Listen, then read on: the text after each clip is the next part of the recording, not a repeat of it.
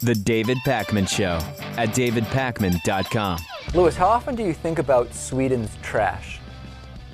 Never. Never. Okay, well, let's think about it now for a second, if you will. I was reading about the Swedish trash situation, and only 4% of Swedish trash ever actually reaches a landfill, which is incredible.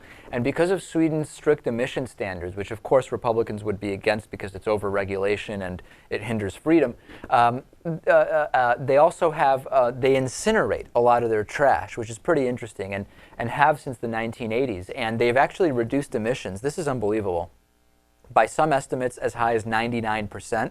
By some estimates as low as 90% since the 1980s. That's still pretty impressive. It's incredible. And we live in a world where 70% of deep sea Arctic creatures are in contact with human trash, plastic bags, beer bottles, etc.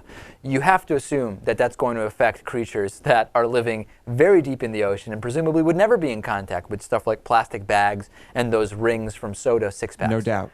So in the U.S., the EPA says that there are about 250 million tons of trash generated. That was in 2010. About 34% was recycled. The recycling rate is quite low here in the U.S. Now, what's fascinating about what's going on in Sweden is that trash is producing so much of Sweden's energy because of the incineration standards that they need more. In other words, Sweden is so good at getting rid of trash that they're importing trash. Norway is now paying Sweden to take their trash. And this could actually start quite a trend, as you can imagine. Sweden is leading on waste management, and this could really be incredible. So let's talk about the U.S., right? I mean, we need more eco-friendly trash disposal here in the U.S. Now, Republicans will certainly be very, very against doing anything based on Swedish technology, because as we know, Europe is bad. Europe is very, very bad, even though Newt Gingrich lived in Europe, in France for a while, and Mitt Romney speaks French, and he actually went to France to avoid going to the Vietnam War. Of course, it's very, very unpatriotic to be involved with Europe in any way. I wonder if this could change recycling as we know it, right? People could start hoarding trash and cashing it in rather than recycling it. I mean, we're talking about to quote Newt Gingrich, a fundamental paradigm shift on garbage. Right. Another example in which Europe, or mainly Scandinavian countries, are pioneering in something, and the U.S. is falling behind. I mean, this could have been us. If we had the energy president, which George W. Bush could have been, he wasn't.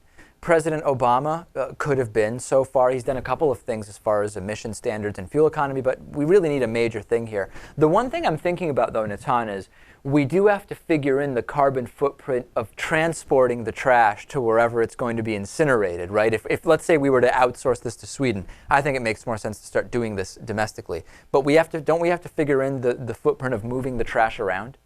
Yeah, absolutely. That needs to be taken into account. But yeah, we need to look to countries like Sweden that are being innovative. It's like a small country like Sweden that's well off financially can take the liberty in trying things like this. So it's good that they've taken a step forward. I agree. But this is what happens when everyone is on the same page. Everyone is like-minded over there. Your government is not a cluster F, if you will, of opposition.